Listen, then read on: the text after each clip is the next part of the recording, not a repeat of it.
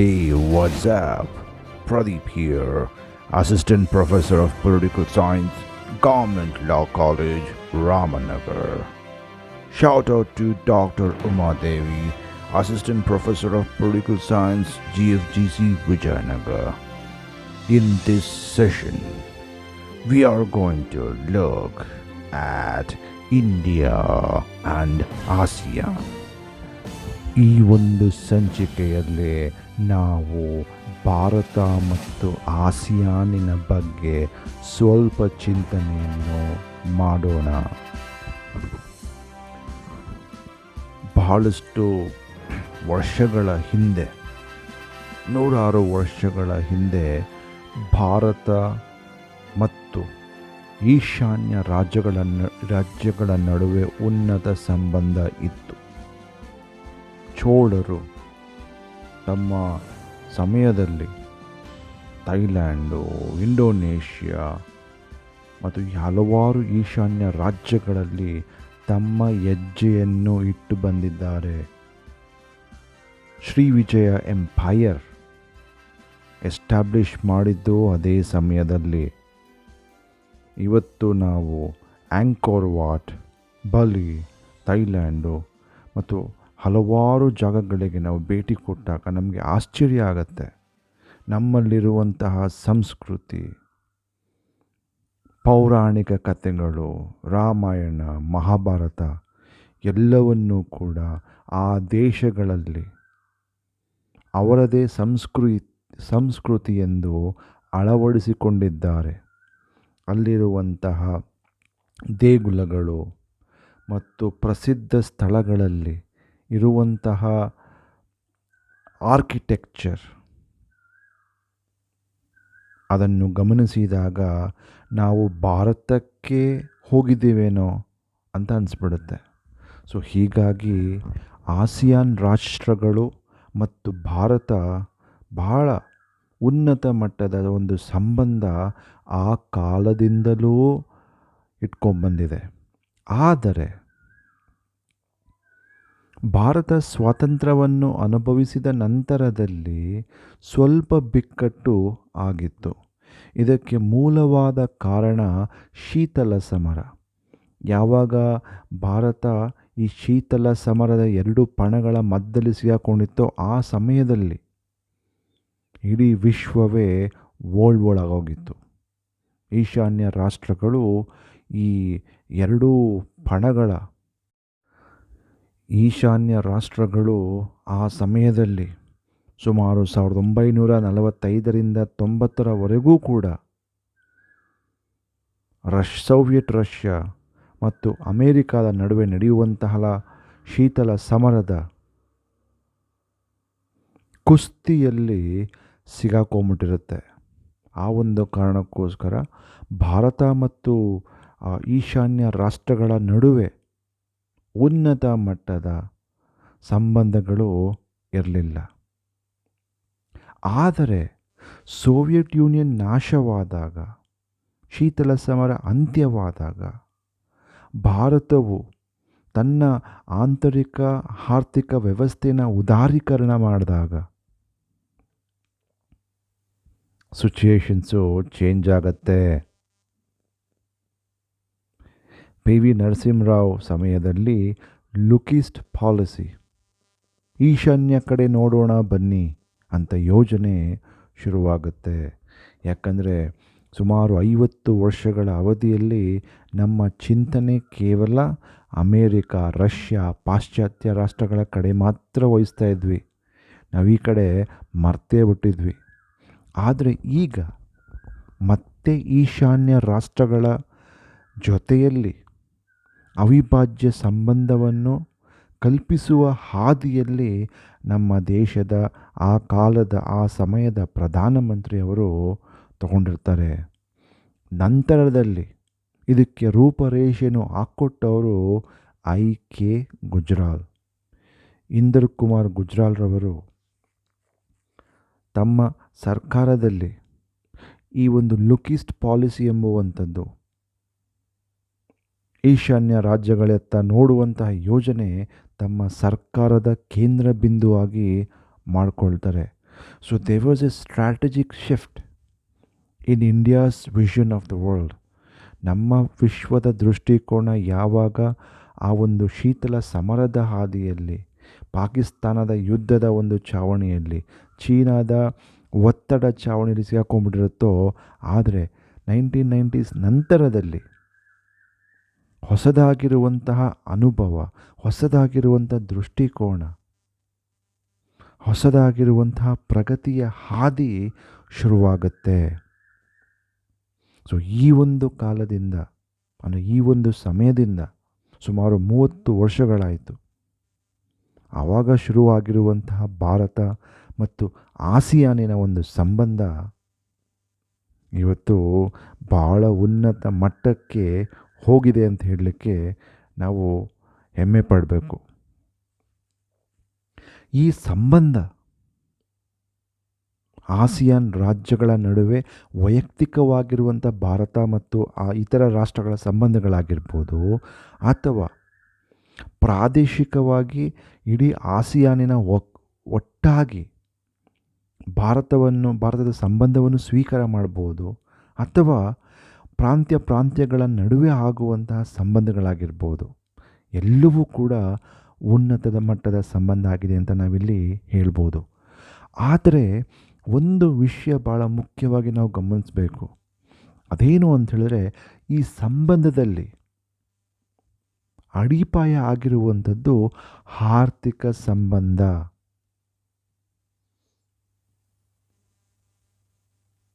Follow the money, you will become rich. That is the mantra that was followed during those times. ಹಣ ಎಲ್ಲಿದೆಯೋ ಅಲ್ಲಿ ಹೋಗೋ, ಒಳ್ಳೆಯದಾಗತ್ತೆ ಎಂಬುವ ಚಿಂತನೆ ನಾವು ನೋಡ್ಬೋದಿತ್ತು.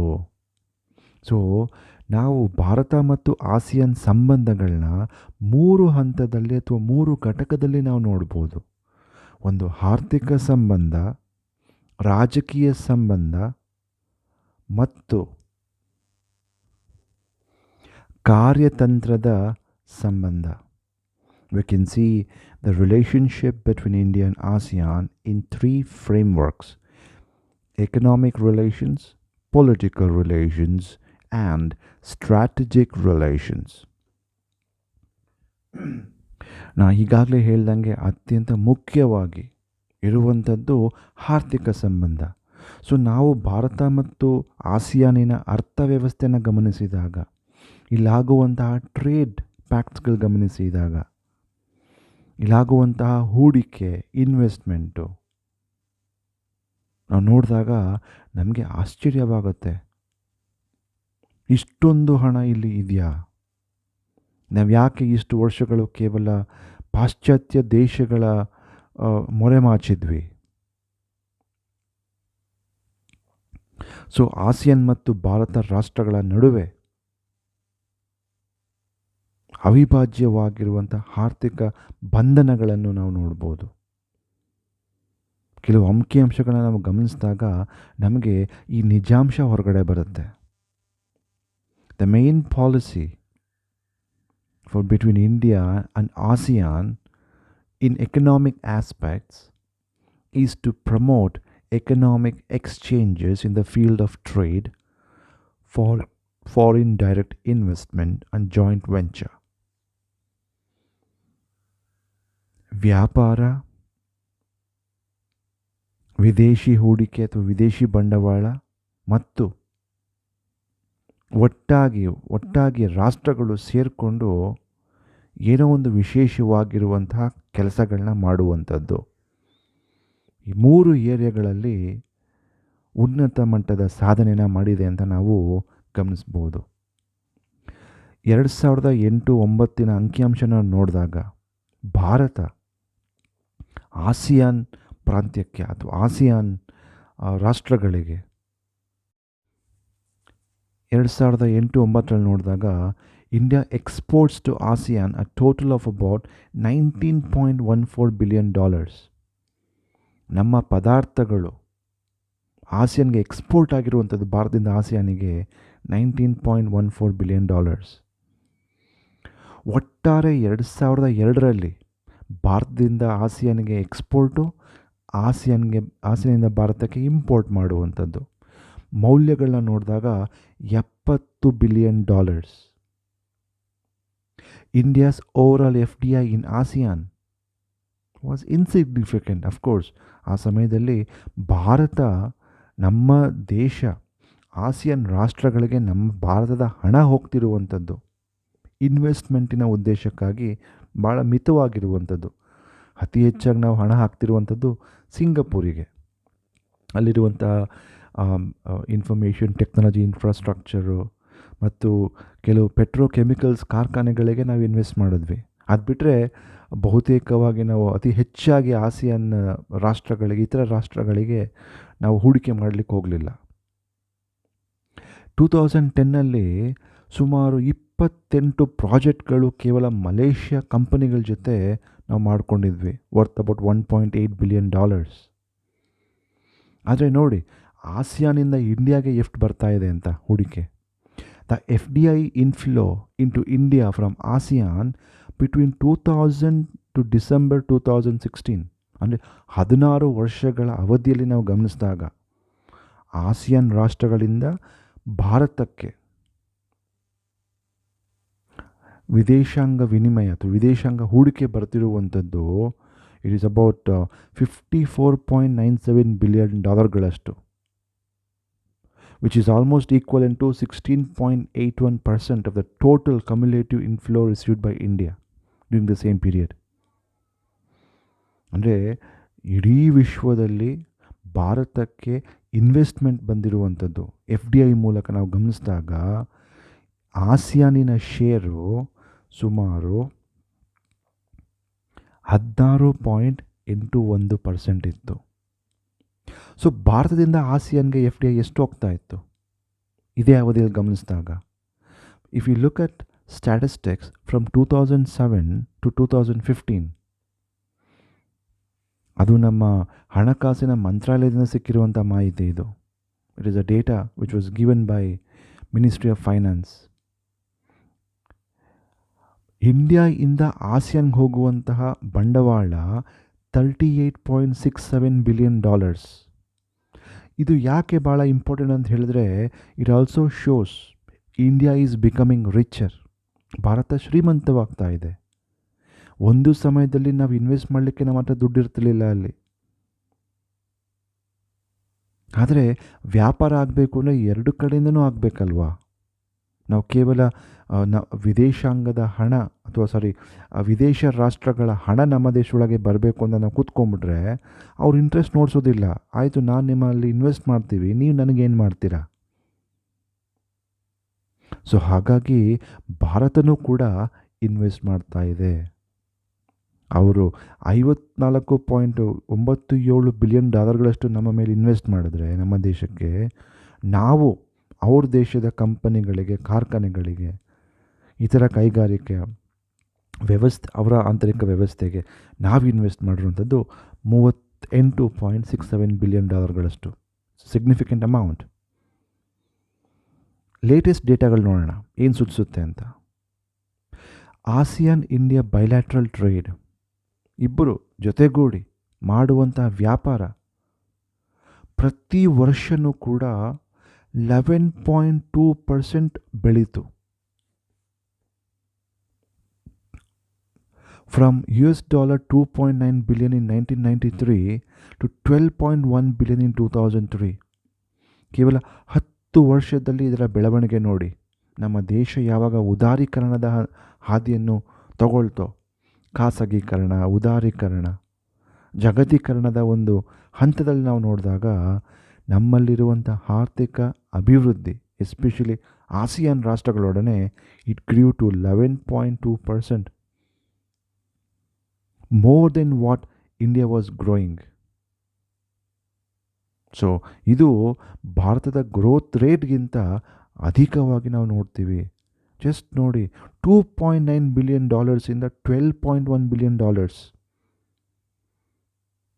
ಆಲ್ಮೋಸ್ಟ್ $10 ಬಿಲಿಯನ್ ಏರಿಕೆ.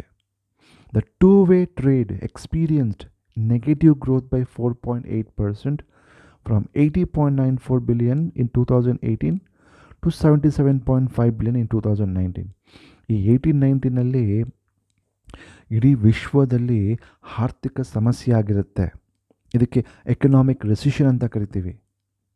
ಎಕನಾಮಿಕ್ ರೆಸಿಷನ್ನು ಆಸಿಯಾನ್ ದೇಶಗಳ ಮೇಲೆ ಪ್ರಭಾವ ಬೀಳುತ್ತೆ. ಅಲ್ಲಿರುವಂಥ ಬ್ಯಾಂಕು, ಅಲ್ಲಿರುವಂಥ ವ್ಯಾಪಾರ ಕುಸಿದೋಗುತ್ತೆ. ಅದಕ್ಕೋಸ್ಕರ ಆ ಒಂದು ವರ್ಷದಲ್ಲಿ ಸ್ವಲ್ಪ ಮಟ್ಟಿಗೆ ಏರುಪೇರಾಗುತ್ತೆ. ಆದರೆ the foreign direct investment flow from India to ASEAN increased by 98%. ಅಪ್ಪಪ್ಪ, 98% ಇನ್ಕ್ರೀಸು ಒಂದೇ ವರ್ಷದಲ್ಲಿ. 2018ನಲ್ಲಿ it was $1.2 billion, but in 2019 it was $2.02 billion.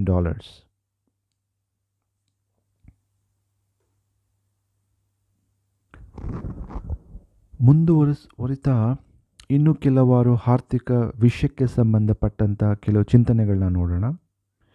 There is an India ASEAN green fund. ಭಾರತ ಮತ್ತು ಆಸಿಯಾನ್ ನಡುವೆ ಹಸಿರು ನಿಧಿ ಎಂಬುವಂಥದ್ದು 2007ರಲ್ಲಿ ಸ್ಥಾಪನೆ ಆಯಿತು.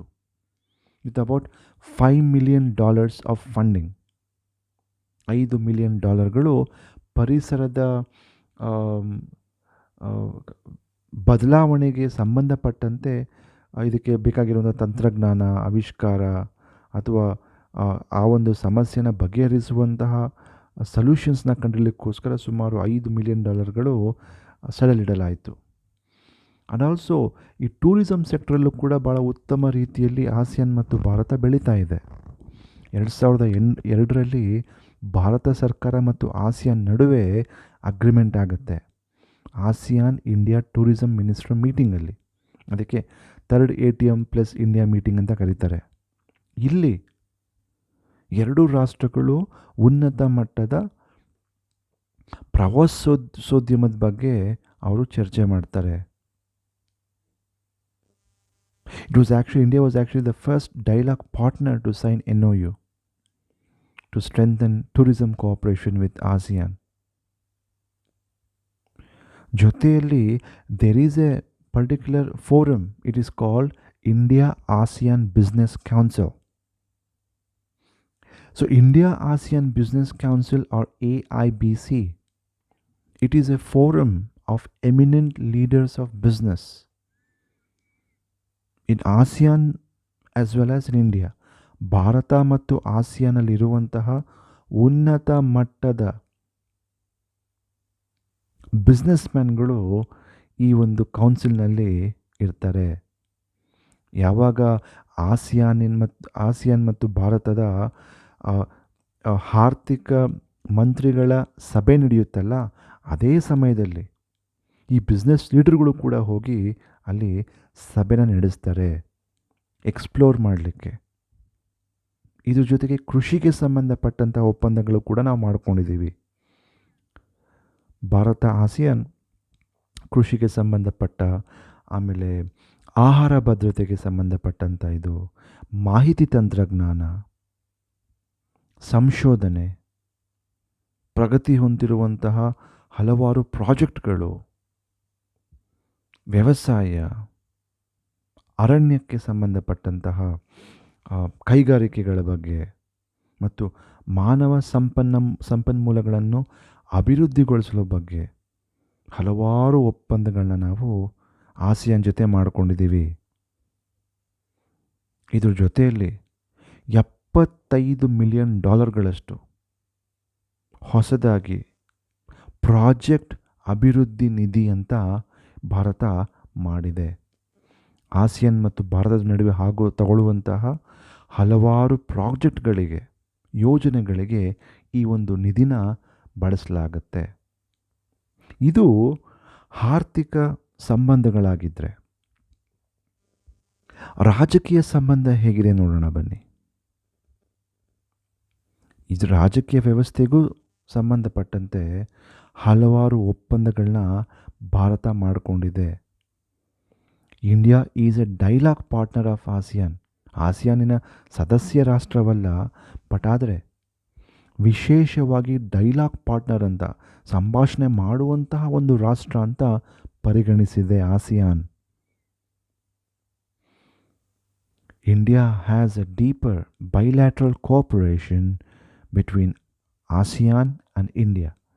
In 1994, we have a double taxation avoidance agreement, comprehensive economic cooperation agreement in 2005, and memorandum of understanding for army to army exercise in 2005. Agreement on cooperation in science and technology 1998. Trade agreement in 2000. Cultural exchange programme ಕೂಡ ಇದೆ, 2010-13 sign ಮಾಡಿರುವಂಥದ್ದು. ಇದ್ರ ಜೊತೆಯಲ್ಲಿ ASEAN post ministerial conferences, ASEAN India senior officials meeting, ASEAN India joint cooperation committee, ASEAN India working group, ಈ ವೇದಿಕೆಗಳಲ್ಲೂ ಕೂಡ ಉನ್ನತ ಮಟ್ಟದ ರಾಜಕೀಯ ಸಂಬಂಧಗಳು ವ್ಯಕ್ತಗೊಳಿಸಲಾಗುತ್ತದೆ. ಕೇವಲ ರಾಷ್ಟ್ರಗಳ ನಡುವೆ ಒಪ್ಪಂದಗಳಾಗ್ಬಿಟ್ರೆ ಜನಗಳೇನು ಮಾಡಬೇಕು? ಸೊ ಜನಗಳಿಗೆ ಉನ್ನತ ಮಟ್ಟದ ಮನೋಭಾವನೆ ಬರಲಿ. ಆಸಿಯಾನಲ್ಲಿರುವಂತಹ ಜನಗಳು ಯಾವ ಥರ ಇದ್ದಾರೆ, ಅಲ್ಲಿನ ಸಂಸ್ಕೃತಿ ಏನು, ಆ ಜನಗಳು ಏನು ಮಾಡ್ತಾ ಇದ್ದಾರೆ, ಸೊ ಆ ಒಂದು ಸಂಬಂಧಗಳು ಉನ್ನತ ಮಟ್ಟದಲ್ಲಿ ಇರಬೇಕು ಅಂತ ಹೇಳಿದ್ರೆ ಅದು ಜನಗಳು ಮತ್ತು ಜನಗಳ ನಡುವೆ ಕನೆಕ್ಷನ್ಸ್ ಕ್ರಿಯೇಟ್ ಆಗಬೇಕು. ಆಸಿಯಾನಲ್ಲೂ ಕೂಡ ಭಾರತದ ಬಗ್ಗೆ ಬಹಳಷ್ಟು ದೊಡ್ಡ ಗೌರವ ಇದೆ. ಯಾಕಂದರೆ 1955 ಬ್ಯಾಂಡಂಗ್ ಕಾನ್ಫರೆನ್ಸ್ನಲ್ಲಿ ಭಾರತ ಬಹಳ ಪ್ರಮುಖವಾಗಿರುವಂಥ ಪಾತ್ರ ವಹಿಸುತ್ತೆ. ಇನ್ನೊಂದು, ಭಾರತ ಮತ್ತು ಆಸಿಯಾನ್ ನಡುವೆ ಇರುವಂತಹ ಒಂದು ಭಾಳ ಒಂದು ಮೆಮೊರೇಬಲ್ ಸಂಬಂಧಗಳೇನು ಅಂತ ಹೇಳಿದ್ರೆ, ಇಂಡೋನೇಷ್ಯಾದ ಅಧ್ಯಕ್ಷ ಸುಕಾರ್ನೋರವರು ನಮ್ಮ ಭಾರತಕ್ಕೆ ಅತ್ಯಂತ ಹತ್ತಿರವಾಗಿರುವಂಥ ಒಬ್ಬ ಅಧ್ಯಕ್ಷರಾಗಿದ್ದರು. ಅವರು ಒರಿಸ್ಸಾದ ಮಾಜಿ ಮುಖ್ಯಮಂತ್ರಿಗಳಾಗಿರುವಂತಹ ಬಿಜು ಪಟ್ನಾಯಕ್ ಜೊತೆ ಬಹಳ ಕ್ಲೋಸ್ ಫ್ಯಾಮಿಲಿ ಸಂಬಂಧಗಳಿದ್ದರು. ಇಂಡೋನೇಷ್ಯಾದ ಅಧ್ಯಕ್ಷರಾಗಿರುವಂತಹ ಸಮಯದಲ್ಲಿ ಅವ್ರಿಗೆ ಒಂದು ಮಗು ಹುಟ್ಟುತ್ತೆ. ಆವಾಗ ಬಿಜು ಪಟ್ನಾಯಕ್ನ ಕೇಳ್ತಾರೆ, ನನ್ನ ಮಗಳಿಗೆ ನೀವೇ ಹೆಸರಿಡಿ ಅಂತ. ಆವಾಗ ಬಿಜು ಪಟ್ನಾಯಕ್ ಹೇಳ್ತಾರೆ, ನಿಮ್ಮ ಮಗಳಿಗೆ ಮೇಘಾವತಿ ಅಂತ ಹೆಸರಿಡಿ ಅಂತ. ನಂತರದಲ್ಲಿ ಮೇಘಾವತಿ ಸುಕಾರ್ನೋ ಪುತ್ರಿ ಅನ್ನೋವಳು ಇಂಡೋನೇಷ್ಯಾದ ಅಧ್ಯಕ್ಷರಾಗಿ ಬೆಳೀತಾರೆ. ಅಷ್ಟೊಂದು ಪರ್ಸ್ನಲ್ ಆಗಿರುವಂಥ ಸಂಬಂಧ ನಾವು ಭಾರತ ಮತ್ತು ಆಸಿಯಾನ್ ರಾಷ್ಟ್ರಗಳಲ್ಲಿ ನೋಡ್ಬೋದು. ಸೊ ಹೀಗೆ ಈ ಒಂದು ಚಿಂತನೆಗಳನ್ನ ಮುಂದೆ ತಗೊಂಡು ಹೋಗಿ ಪ್ರಜೆಗಳು ಮತ್ತು ಪ್ರಜೆಗಳ ನಡುವೆ ಉನ್ನತ ಮಟ್ಟದ ಸಂಬಂಧಗಳನ್ನು ಕಲ್ಪಿಸಬೇಕು ಅಂತ ಆಸಿಯಾನ್ ಭಾರತದ ನೆಟ್ವರ್ಕ್ಗಳು ನಡೀತಾ ಇದೆ. ಇದು ಕೇವಲ ಉನ್ನತ ಮಟ್ಟದ ಲೆವೆಲ್ ಒಂದೇ ಅಲ್ಲ, ಪ್ರಜೆಗಳ ನಡುವೆನೂ ಕೂಡ ಇಲ್ಲಿ ಪತ್ರಿಕೋದ್ಯಮಗಳ ಒಂದು ಎಕ್ಸ್ಚೇಂಜ್ ನಡೀತಾ ಇದೆ. ಜೊತೆಯಲ್ಲಿ ವಿದ್ಯಾರ್ಥಿಗಳ ಎಕ್ಸ್ಚೇಂಜ್ ಯೋಜನೆಗಳು ಕೂಡ ಇದೆ. ಅಲ್ಲಿರುವಂಥ ವಿದ್ಯಾರ್ಥಿಗಳು ನಮ್ಮ ದೇಶದಲ್ಲಿ ಬಂದು ಸ್ಟಡಿ ಮಾಡ್ಬೋದು, ನಮ್ಮಲ್ಲಿರುವಂಥ ವಿದ್ಯಾರ್ಥಿಗಳು ಅಲ್ಲಿ ಹೋಗಿ ಸ್ಟಡಿ ಮಾಡುವಂಥ ವ್ಯವಸ್ಥೆನೂ ಕೂಡ ನಾವು ಮಾಡ್ಕೊಂಡಿದ್ದೀವಿ. ಇದ್ರ ಜೊತೆಯಲ್ಲಿ ಮೂರನೇ ಹಂತವಾಗಿ ನಾವು ನೋಡಬೇಕಾಗಿರುವಂಥದ್ದು ಸ್ಟ್ರಾಟಜಿಕ್ ರಿಲೇಷನ್ಸ್ ಅಥವಾ ಕಾರ್ಯತಂತ್ರದ ಸಂಬಂಧಗಳು.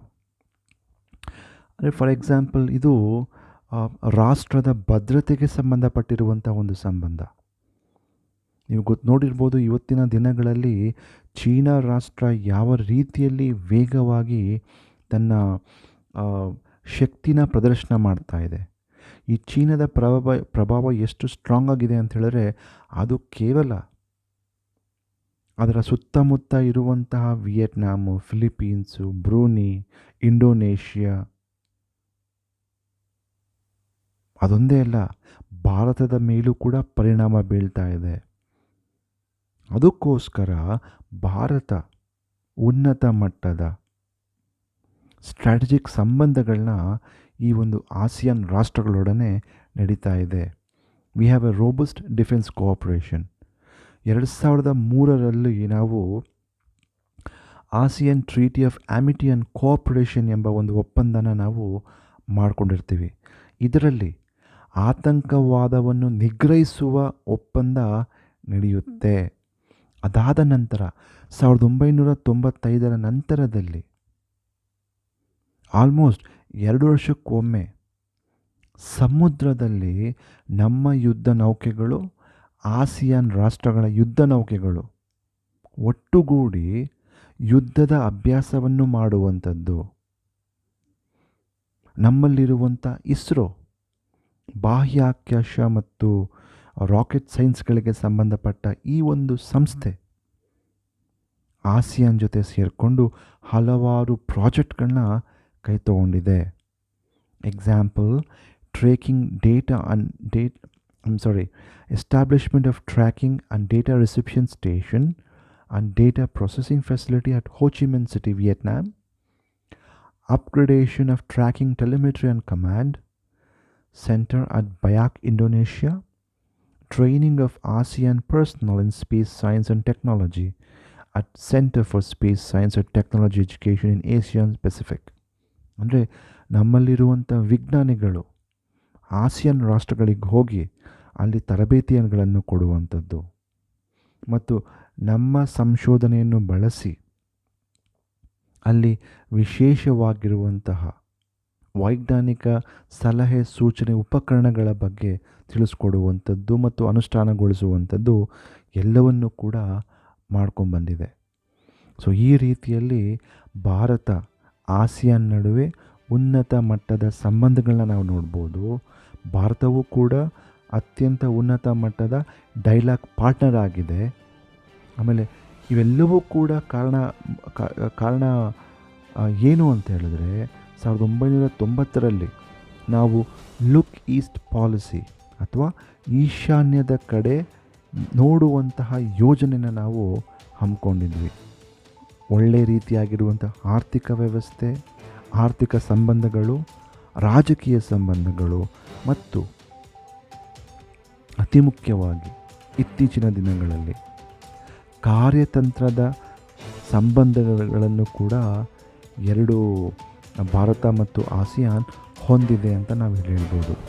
India, being A dialogue partner of ASEAN, initiated a look east policy during the early 90s, which made the present economic relations, political relations and strategic relations possible. ಮುಂದಿನ ಸಂಚಿಕೆಯಲ್ಲಿ ಮತ್ತಷ್ಟು ವಿಚಾರಗಳೊಂದಿಗೆ ಭೇಟಿಯಾಗೋಣ. ನಮಸ್ಕಾರ.